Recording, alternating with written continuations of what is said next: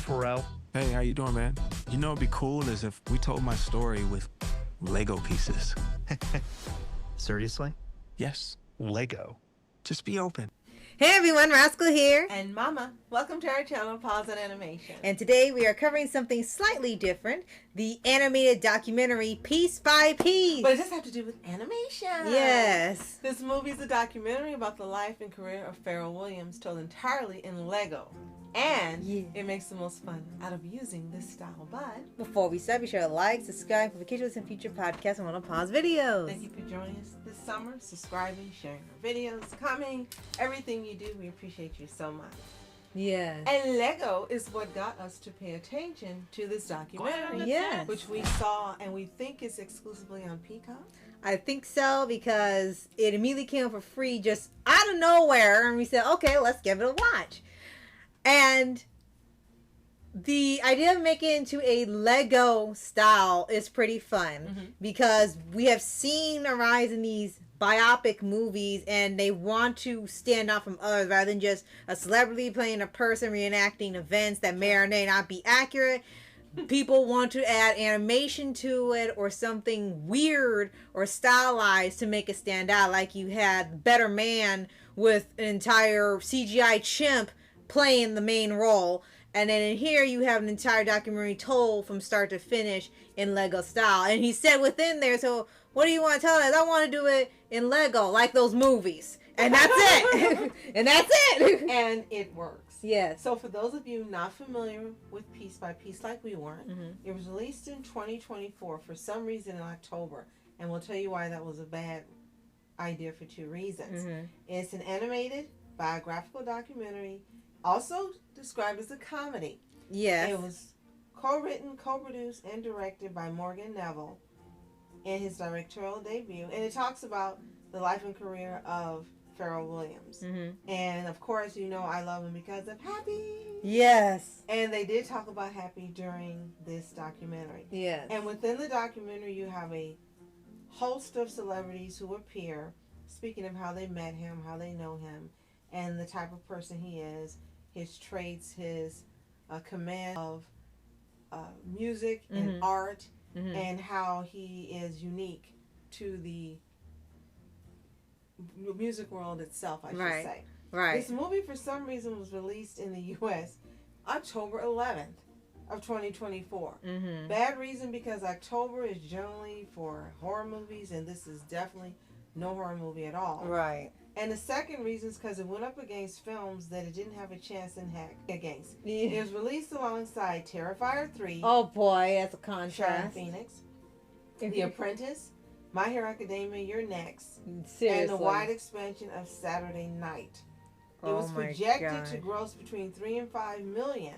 And it was released in over 1,800 theaters. It made $1.5 million on its first day. But if you hadn't released it then and released it during the summer, it would have done so much better, because when you watch this movie, it has such a chill summer vibe through the majority of the movie. Yes, definitely.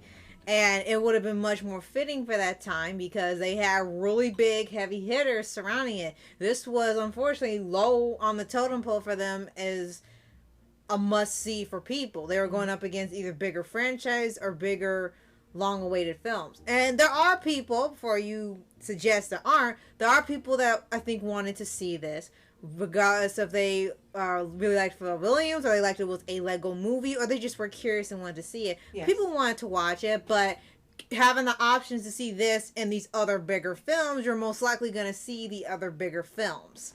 Now, what was great about this is if everything looks like it was custom, that's because it was. Yeah. The Lego group created minifigure pieces that better represented the styles of African American culture, as well as Williams' frequent collaborators, and they also designed new pieces of music equipment. It's so cute seeing the little mini Lego music equipment. Yes, that actually was one of the most fun parts when they were putting together music beats. It was these little clear pieces that go together, and then they would start making music. It's literally piece by piece, so that was clever. So what was really interesting is not just the Lego aspect of it, but Pharrell pretty much narrates the entirety of the movie. And it starts from his birth, of course, up into the present as of 2024. I think it was August 2024, which is when it released. The movie released elsewhere but the U.S. And you get to understand that how he saw music as a child was different from everyone else. And it still continues to this day that he sees music and colors and motion and colors and motion. I think that was mostly it. Yeah. But it was really interesting seeing that. Right. And he said that he thought something was wrong with him, and he learned there wasn't. Right.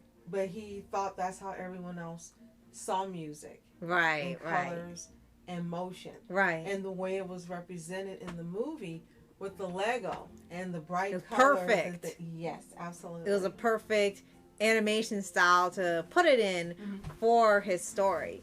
And they do keep it sometimes serious when they're telling you the story. They do add a little bit of surrealism, like they tell you, well, we know Pharrell didn't go to space. We're going to see him in a rocket ship going into space or something. He has these wild animal pets. He's got these giant cars, and you know it's just for fun to add to the fun of the movie. The comedy part, yeah. Right. Now, I think another problem besides when they chose to release the movie is the tone shift when it got a little closer to the end of the movie.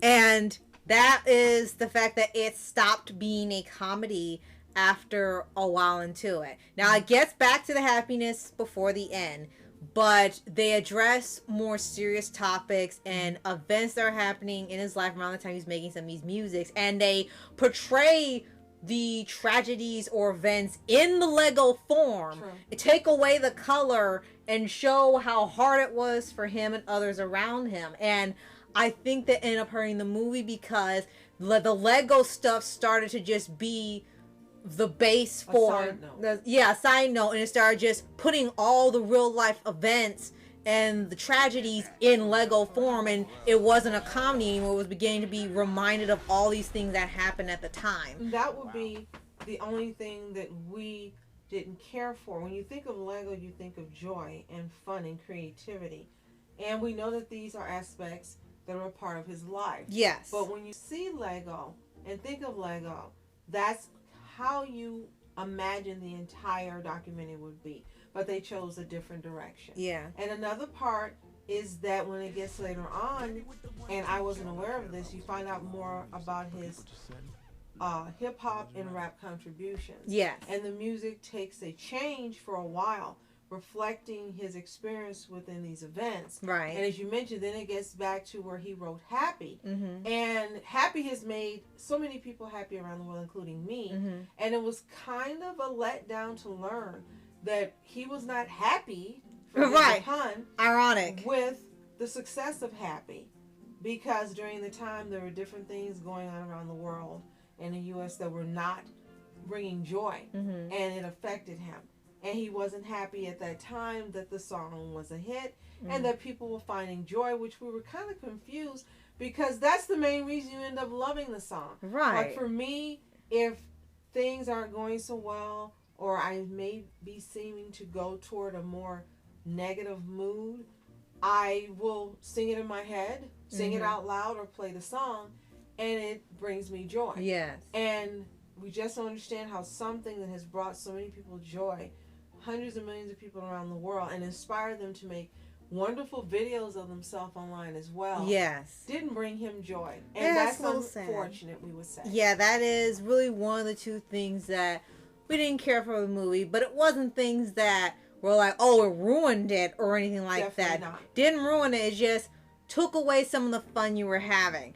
The only time I did laugh a little bit when they were getting slightly serious was when they were having Lego versions of Snoop Dogg's videos and some others, and they were keeping accurate to what happened, but it was all Lego. Why are Legos doing this? This is supposed to be for kids.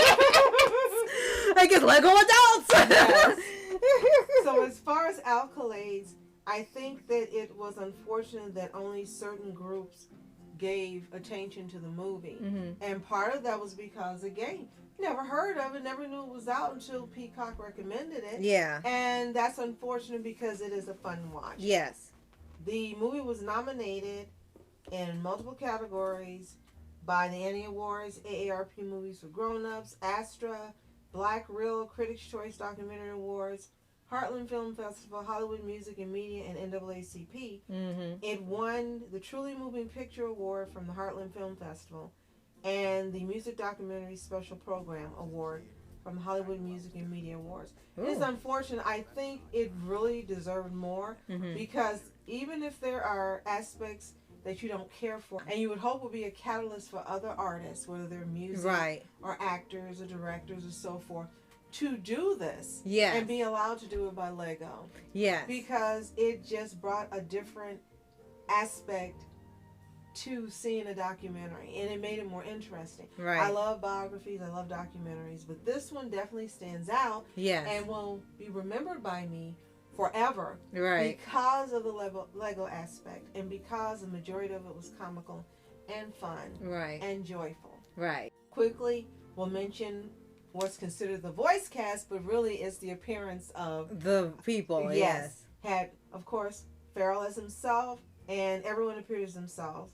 Morgan Neville, Gwen Stefani, Kendrick Lamar, Timbaland, Justin Timberlake, Busta Rhymes, Jay-Z, Snoop Dogg, Pusha T, Missy Elliott, Nigo, Teddy Riley, and then Tyler, the Creator, appeared as Mr. Thorogood, Pharrell's teacher. Oh, that's also funny. You had Chad Hugo, Shay Haley, Daft Punk, Jimmy Iovine, and some big others. List, yeah. But if you haven't seen this, you really should.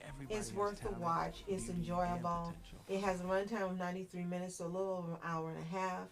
Production companies were Lego Group, Tremolo Pictures, and I Am Other. So, if you see piece by piece, let us know in the comments. Did you love it? Did you think it was meh?